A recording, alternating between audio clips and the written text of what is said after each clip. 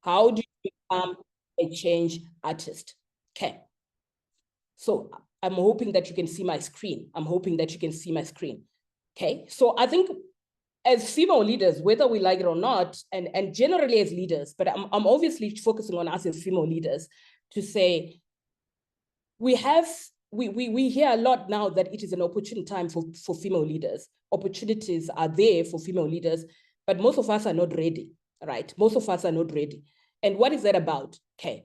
What is the journey of transformation that we need to embark on so that we can be able to tap into the opportunities that are presenting themselves for us as female leaders? How do you go through a personal change or personal transformation journey to master your own personal change so that you can lead your organization, but also lead your teams with purpose?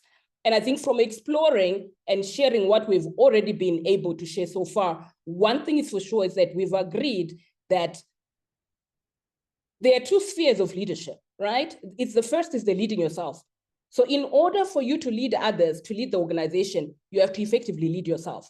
So how do you develop the total person, right? How do you transform the total person so that you can be mindful, resilient, and authentic as you lead yourself for you in order to, for you to be able to lead the organization? For you to be able to lead the organization, right? So leading yourself so that you can lead the organization. Okay, you cannot guide others, you cannot motivate others when you struggle with motivation yourself, right? You cannot lead others when you're struggling to lead yourself. So there are two spheres that are interdependent. Your personal growth directly influences your capacity to lead others. Your personal growth directly influences your capacity to lead others. Okay, now, how do you ensure constant personal growth? How do you ensure personal constant growth? Because the way you're growing determines the way, or at least is the cap for how you are going to be effectively leading other people. So your next level of success, whatever that looks like for you, whether in a personal space, whether in the business space, depends on your next level of your potential. And so for you to be able to get to the next level of your potential, what are you doing daily to unlock the next level of your own potential? Okay. And why does this matter? So at any given point in time, any one of us needs a personal change project. It's not optional for growth-minded leaders. Okay. At any given point in time, we all need a personal change project. It's not optional for growth-minded leaders. Okay. So without structured change, we resort to hit and miss approaches that rarely stick. So you start working on something, you're trying to change something, you drop it, you go on to the next thing, you drop it. So there's no sustainable behavior change that unlocks the next level of your potential and then lifts your leadership lead, okay? So my question for you, and you can drop in the chat box, my question for you today is, what is your current personal change project? What are you currently working on yourself, right? And I'll share some of mine, okay? What is your current personal change project? What are you working on at the moment to change yourself? How are you changing yourself? Or what is that one thing that you know you have to keep on working on, or that you're working on to change yourself, to transform yourself, okay? So I'm gonna look in the chat box. What is your personal change project? What are you currently working on to change you so that you get to to unlock the next level of your potential? What is your current personal change project?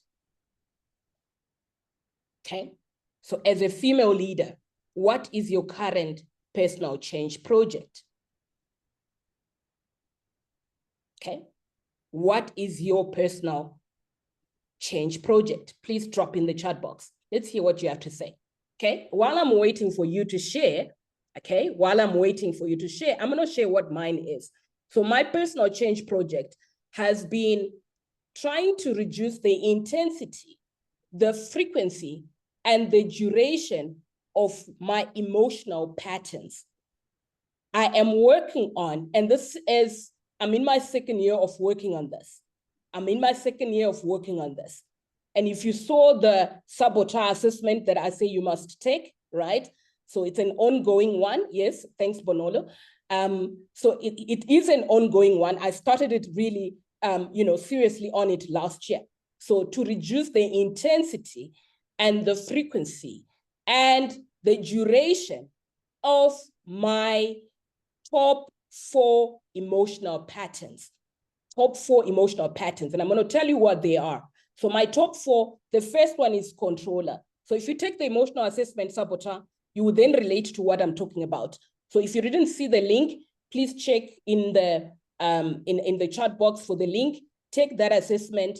It will probably help us as we have this conversation, okay? Because I'm working on that personal project myself.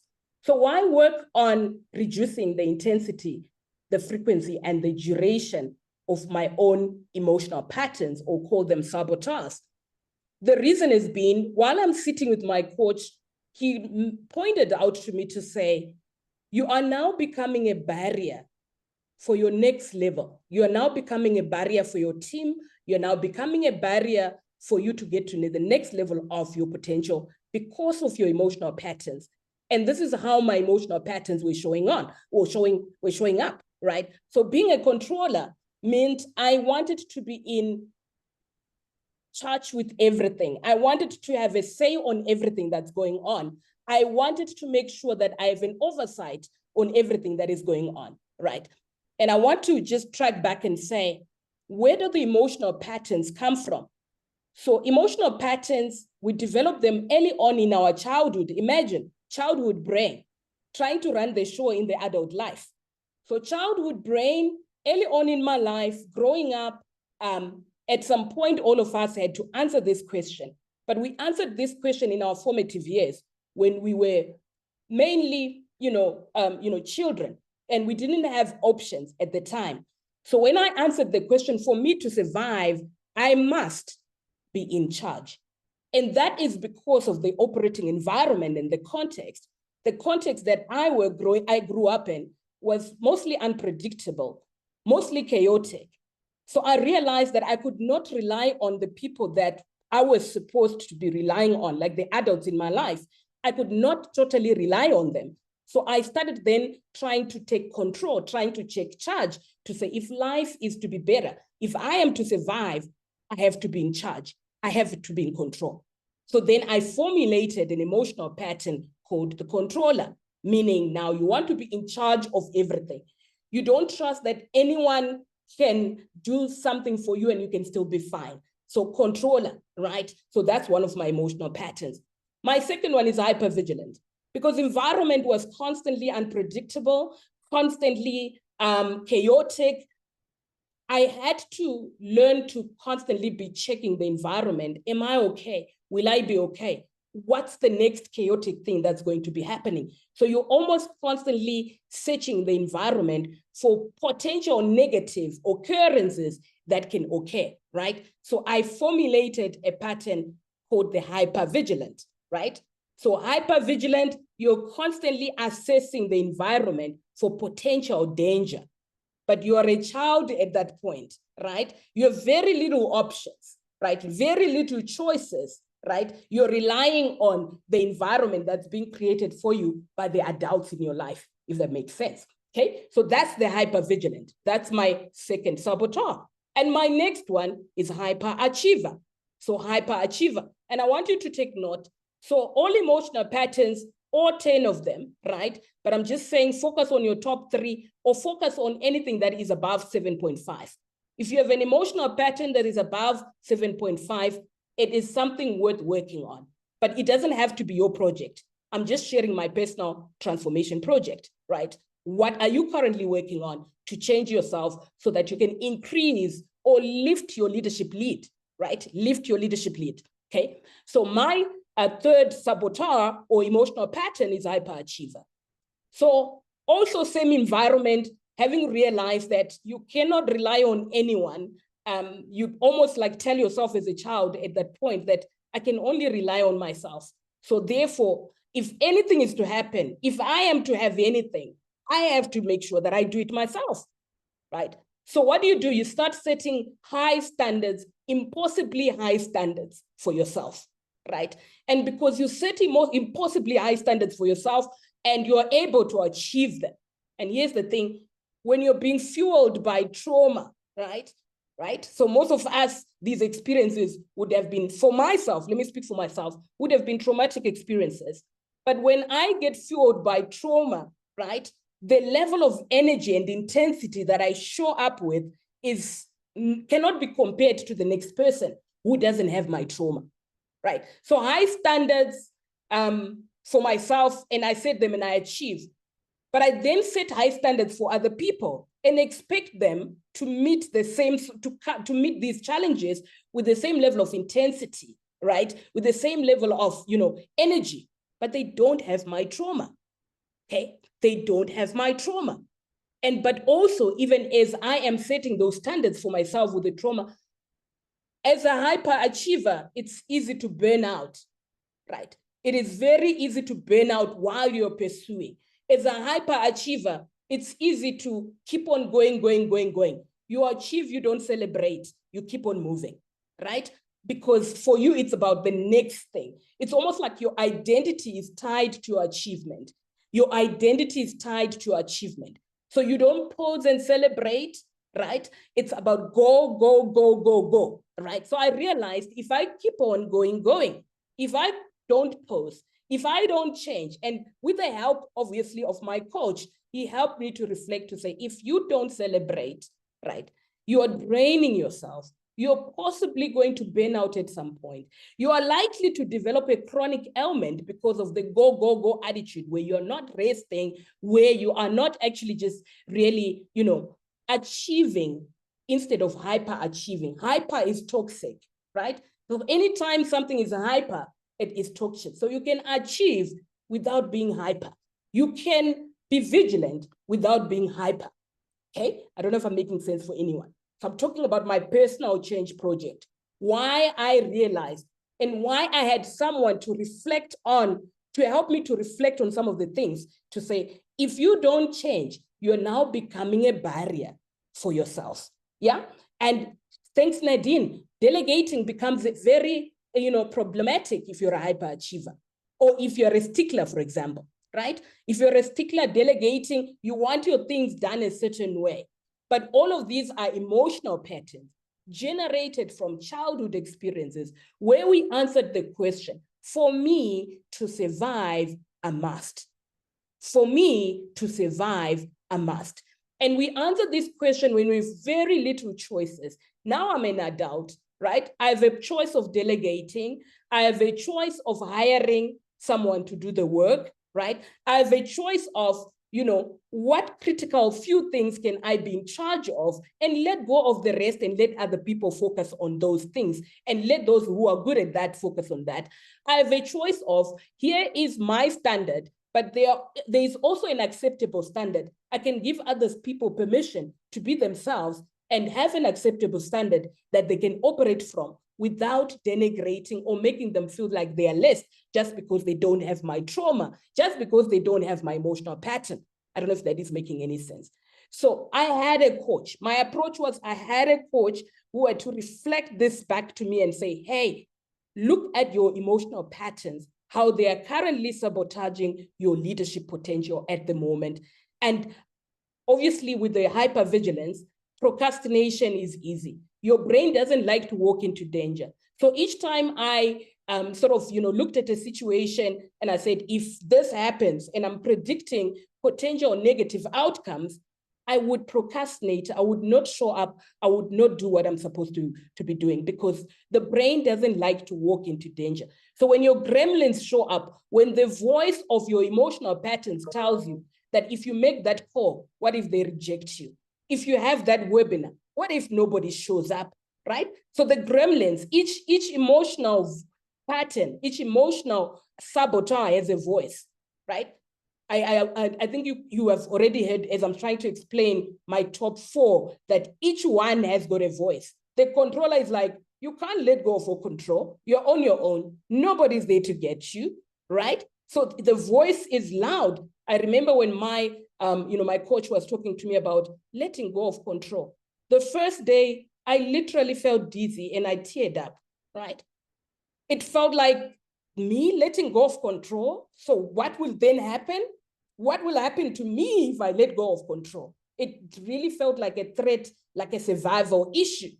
And yet, there are things, obviously, I can limit my control, reduce frequency, duration, and intensity of the control so that I can lift my own leadership potential, so that I can lift my own leadership potential. So I had someone to help me reflect, right?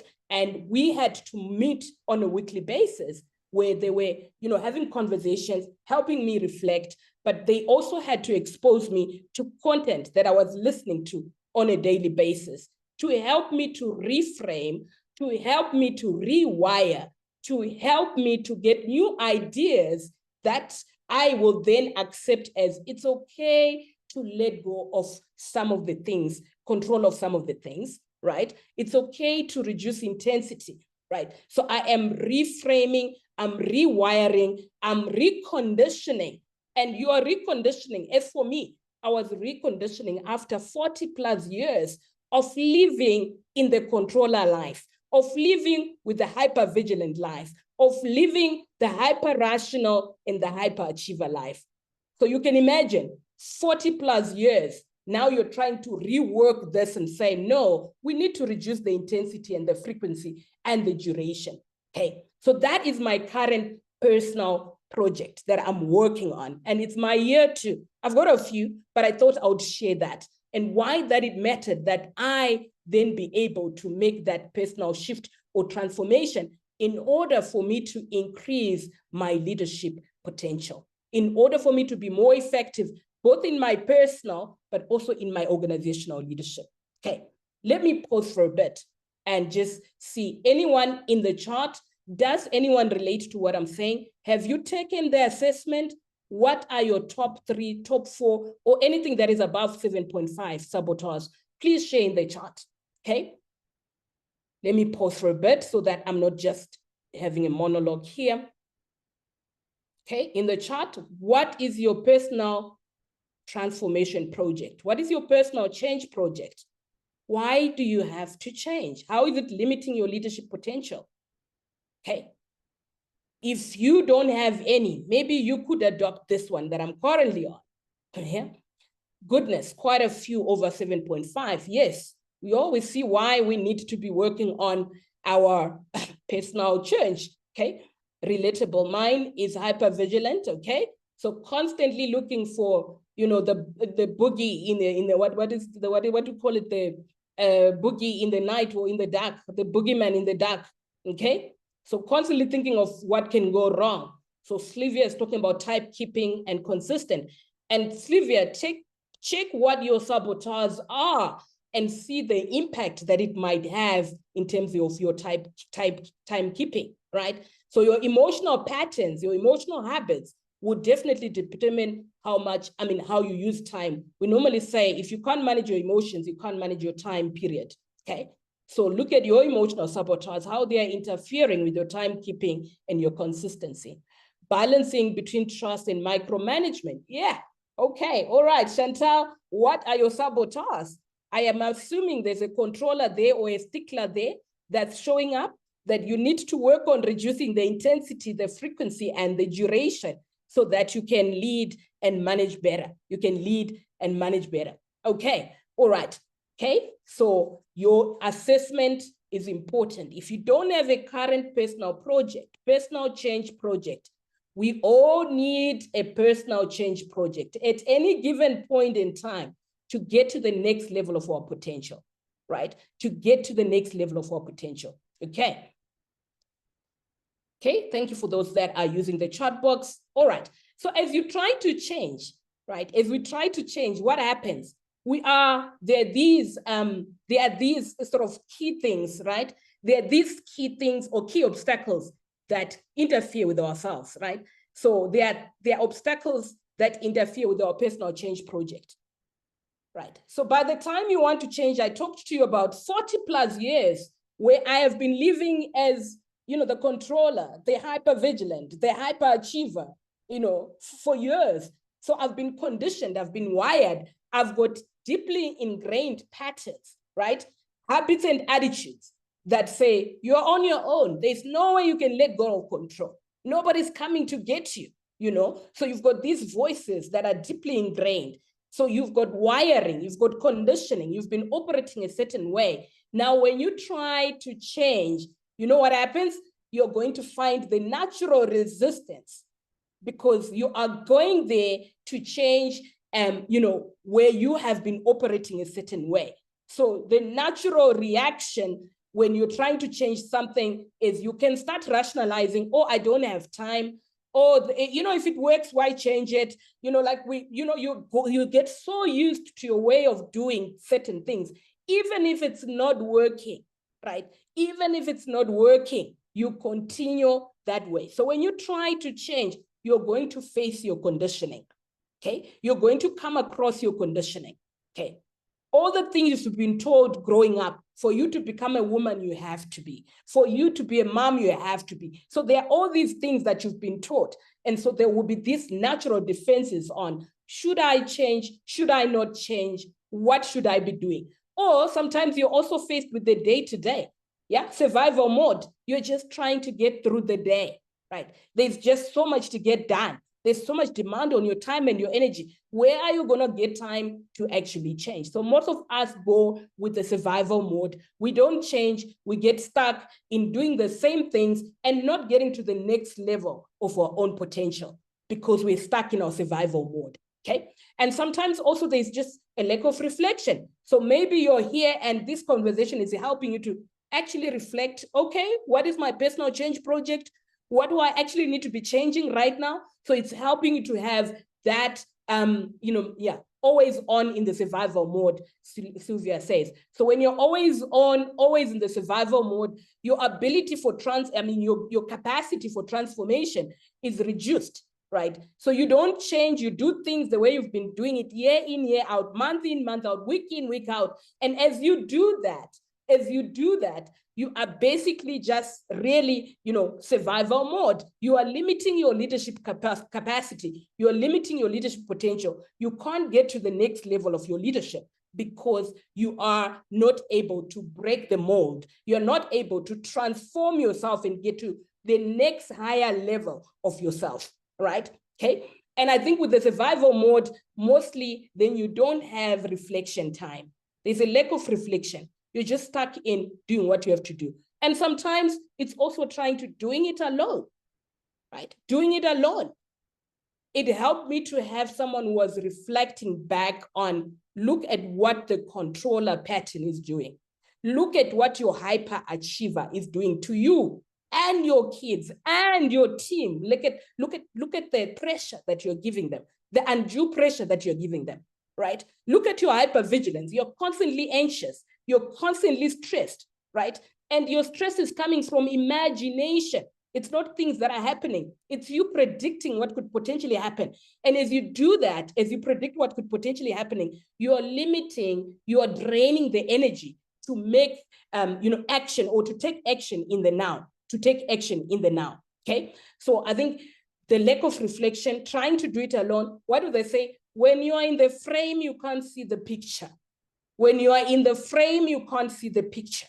So sometimes trying to do it alone, you can't see the picture. You are in the picture, you can't see the picture. So sometimes you need someone to help you to, show you or the picture to say, hey, are you seeing this? Can you see this? Right? So sometimes doing it alone makes change very difficult for people to actually, achieve that change, trying to change on your own. So how do we change? What is a guaranteed process of change? What are the things that you could do to make sure that you change, right? So I think identifying clarity on focal points, define specific meaningful areas for change and growth. I told you, I do have a couple of change projects, but the one that I'm really actively working on, this is my year 2 now, reducing the intensity, the frequency, and the duration of my emotional patterns. so that I can have a more relaxed life, more effective, more impactful way when I engage with people, instead of coming from my emotional conditioning, okay? And D says conditioning, doing things in a certain way for 21 years, technology changing too fast for me to handle. That's it, right? So now the world around us cannot change and we don't change. Because if we don't change from within, we try to change from without, we are going to collapse inside, right? We're going to be pressure. We're going to experience pressure that will collapse us from within, right? So you want to change from within so that you can withstand the pressure from without, right? Change from within so that you can withstand the pressure from without. But if you're not transforming from within and there's external change continuously, that's why we end up with a lot of pressure, right? That is why we are hearing, very sadly, we are hearing, people, not being able to cope with pressure and change. People will just, sometimes wake up with a heart attack because the pressure is too much, okay? So these things, we're hearing these things a lot, because when you are not changing from within, you're trying to survive change from without, that pressure can be too much, okay? That pressure can be too much. You need to be able to withstand the pressure from within. So very important, D, what you're saying. Okay, so clarify, clarify, identify focal points. What are you trying to change? What do you need to change? And then you also need to do what we call spaced repetition. Conditioning occurs through spaced repetition. So you to have habits and attitudes, you've repeated it through experience over a number of, spaced repetition or spaced times, right? So you want to be able to identify that idea and go back to it regularly. I say to you, I meet with my coach on a weekly basis to help me to reflect on the focal point on reducing the intensity and the frequency of those emotional saboteurs. So we meet, and then he gives me content that allows me to reframe. And I listen to that content for, for 6 times before I meet with him. Why? Because ideas are accepted after the 6th time they're presented. Ideas are accepted after the 6th time they're presented. So yes, this is good, we're having this conversation. But for you to actually make meaningful traction and sustainable behavior change, you need to hear this 6 times, okay? And then you need someone to hold you accountable. What we say, accountability increases the chances of success by 90%. You having someone who will be playing this concept back to you brings about reinforcement. So that spaced repetition then brings about a change. But we also take information through our 5 senses. We hear, we see, we taste, right? We smell. So, but the dominant senses that we use mostly is the hearing, is the touch, it is the seeing. So when you're trying to make change, you want to be able to take in information through the 5 senses, right? So what is my coach helping me to do? I've got an audio that I listen to. I've got learning material that I read. So there's the visual, there's the hearing, and there's the writing. I have to do a lot of writing and reflection before I meet with him. So using the 5 senses to ensure that change occurs. And then experiential learning. So I have to apply the concepts and ideas, and I have to go back and tell him, I applied this idea, this is the result that I got. Okay, so you have to apply the idea, and you have to be accountable to someone that says, okay, how is it working? Okay, and then coaching and mentoring, I've already said, having that personal guidance for someone that's going to help you to overcome the obstacles and accelerate your growth. We all know that top performing, sports men or women have, they have got coaches, or even top performing CEOs. They all have someone. What's going on? They are helping them to accelerate their own growth. Okay, so you have wisdom from those who have successfully walked the path, those who know what is the process of behavior change. You're being guided by someone, and you also have peers that can help you with the with accountability and encouragement. So trying to change on your own, sometimes we start, we pause, and we stop, right? So when you are wanting to have a guaranteed success process for change, this is the process you change. And some of us, yeah, as I mentioned earlier on, it's a hit and miss. You probably do experiential learning, and then you stop, you go back to multisensory, and then you stop. And then the last one that we do is the 80-20 rule. That applies to your time management. So when we have identified focal areas, now we're going to focus on the critical few, right? And give it our 80% of our time so that we can get the return, okay? We know that the results we get results from the 20% of the items or actions that we need to do, right? But we normally don't give it the 80% time allocation. So when you have someone, they are really helping you to focus and say, this is what you need to be focusing at this particular time. This is what you need to be focusing at this particular time, right? So this is a guaranteed process of change. I asked, what is your personal change process? What is your personal change project? What is a process? Do you have a process for the change project? Okay. And if you don't have the process or you don't have the project, it means life will exactly be where it is a year from now, right? Life will be exactly, if not worse. I normally joke and I say, we do not change, right? So we're either going forward or regressing, okay? So we do not change, right? So we're constantly changing positively or negatively, right? But when you're changing positively, it's because you've decided, you've identified this is the change I want to make. Mostly when you are changing negatively, it's because someone is deciding how you are changing. They're giving you input, right? In terms of where your focus, your attention and your energy is going to be invested in, and therefore you will change in that particular direction, okay? So as a female leader, we need to constantly be transforming ourselves so that we get to the next level of our own potential. We need to be constantly transforming ourselves. And here is a guaranteed process, right? If you want sustainable behavior change, you want sustainable to get to the next level of your leadership, you cannot work at it alone. You cannot work at it. You accelerate goal achievement when you have someone helping you to follow the process. Because usually on our own, we can do a hit and miss approach. Let me pause for a bit and see if there are any questions, okay? Okay, Raquel says, I'm working on my confidence. I'm having confidence in myself and my capabilities, working on my anxiety and panic attacks. Raquel, I wonder what your emotional patterns are, right? Hypervigilance, we're seeing a lot of panic attacks and anxiety from hypervigilance. So I have lived there from hypervigilant, right? Being a hypervigilant, constantly predicting what can go wrong, right? What can go wrong. So you need input to do what we call positive displacement, where you start really looking at what can go right. And this is where positive affirmations are critical, so that you can displace the current ideas, the current conditioning, the current wiring, the current voice and gremlin of your hypervigilance, How do you replace it? Okay. And sometimes it takes another person to help you to replay, right? Replay back and say, did you hear that? Here is an alternative. Replace this with that. So you do what we call positive displacement. Okay. All right. I'm just looking in the chart. Any questions? Any questions? Do we have any questions on what I've shared so far? Do we have any questions on what I've shared so far?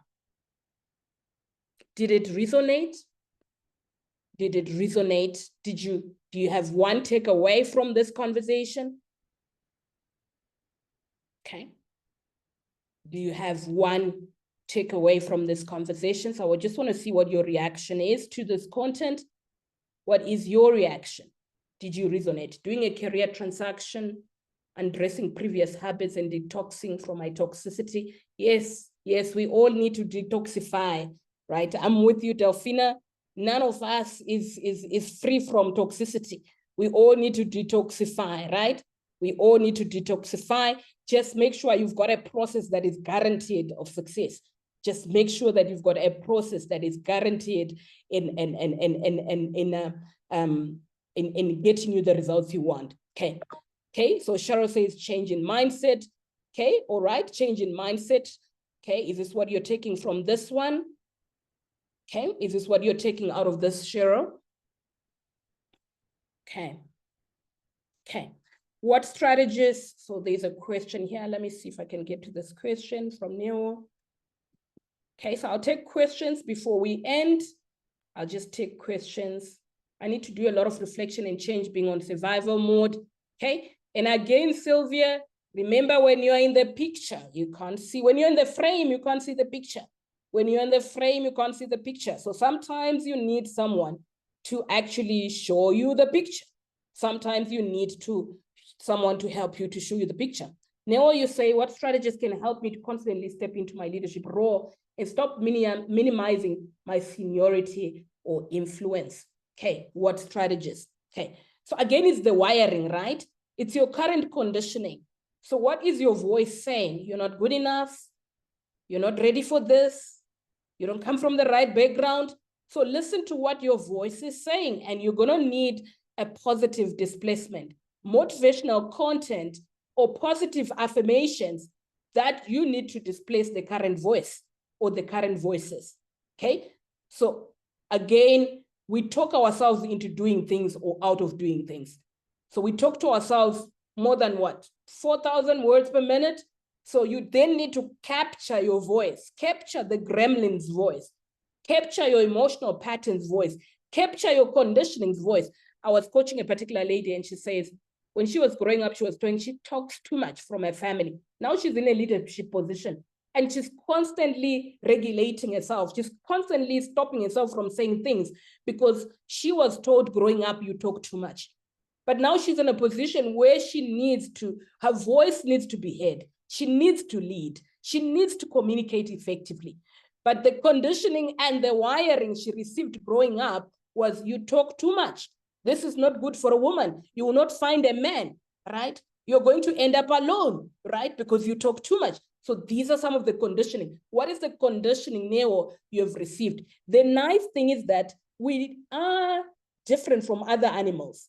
What I mean by that is that humans can decondition and recondition, right? So we don't have to get stuck. And this is why we need a personal change project, right?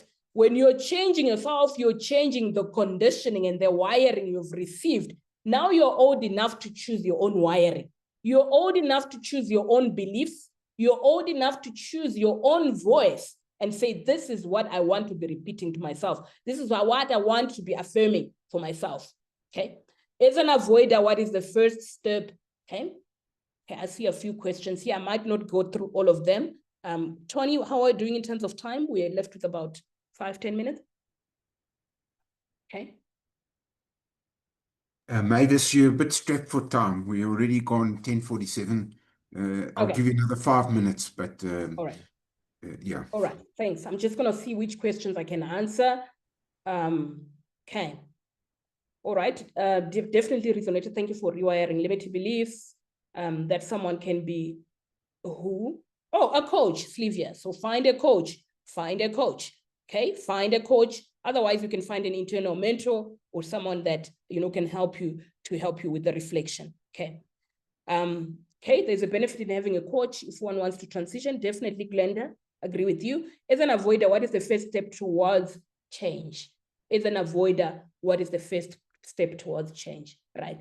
So as an avoider, you might have learned Shinkirai in your early age, based on the environment that you're growing up in, to say, well, to keep peace around me here, I have to just avoid anything that looks like discomfort, avoid conversations, so you avoid anything that feels like discomfort.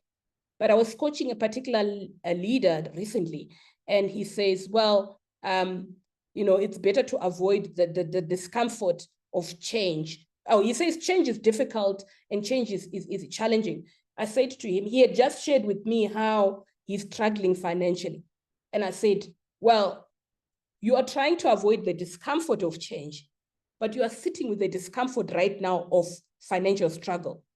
So in as much as you think you are avoiding the discomfort, you are sitting with discomfort.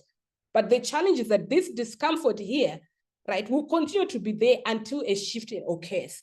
So I think, Shinki, what you need is to be able to identify what are the things that you're avoiding. What is the story you're telling?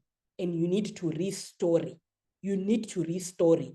And this might need somebody else. this might need you to be getting help from someone. Okay, how does one locate and get a coach? Bongi, okay, I don't know if I can quickly answer that, but maybe drop me an email. We have a Leadership for Women coaching program that is starting in August, and we're doing it as a group of women so that we're not working at it alone. So if you're interested in getting more information regarding that, Bongi, I can actually send it to you. So if you're on the chart and you're interested in learning about, we've got a Leadership for Women coaching program. It's a 10-week coaching program, and we work with you to help you through some of the concepts that I have shared with you, but also to go through the conditioning process and to help you to recondition, decondition, and really, be able to sort of find your own voice, be able to build the life as you want it, set your own goals, reframe certain things so that you can start to show up how you want to show up. So we've got a Leadership for Women coaching program that is starting in August. We'll send more information if you're interested, but you can also inquire. Okay, looking to identify my saboteurs. 2 minutes, Mavis. Finish up, please. Okay, all right. Looking to identify my saboteurs and start working on them. So I don't know if you've taken Fungai, the saboteur assessment. It's somewhere in the chat box. Please take the assessment and you can see what you need to be working on. Okay. Okay. All right. Okay. All right, guys. Dee is interested. We'll send you information. We'll send you information regarding the program starting in August. We're doing it as a group of women, journeying together, supporting each other so that change doesn't become too overwhelming when you're doing it on your own. It's not too overwhelming when you're doing it on your own. Thank you so much, guys. And again, we do this every month. We look forward to seeing you in July. We look forward to seeing you in July, and I hope this was useful. I hope this was useful for you. Good use of your time. Thank you for showing up. Thank you so much. Thanks, Mavis. Very interesting and inspiring. Your passion oozes for the subject, and it's contagious. Well done. People, I will be sending you details of the recording as well as Mavis's contacts, and you'd be more than welcome to contact her. And I will also put the link in for the assessment in case you never got the time to do it now. And we look forward to being in touch with you as we all go along the journey. So thank you so much, people. With that, I'm going to end the meeting, and I look forward to the next time that we cross paths. See you, Mavis. Cheers, eh? Thanks. Thank you. Bye. Bye.